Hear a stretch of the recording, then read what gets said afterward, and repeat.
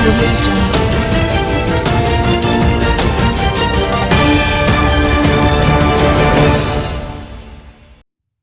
अस्सलामुअलैकुम, आप देख रहे हैं के न्यूज़ HD। मैं हूं किरण इरशाद। खबर शामिल करते हैं रहीम यार खान से। कमन भट्टा के करीब कार पानी के टैंकर से जा टकराई, जिसके नतीजा में 3 अफराद जाँ बहक। मजीद इस हवाले से रिपोर्ट कर रहे हैं हमारे नुमाइंदा। जी बिल्कुल, रागब अली सैयद मरहूम बानी हफ्त रोज़ा काशिफ के हमजुल्फ और काशिफ अली सैयद, वजाहत अली सैयद और हारिस अली सैयद CEO के न्यूज़ HD के खाला खालू और उनकी बेटी ट्रैफिक हादसे में वफात पा गए हैं।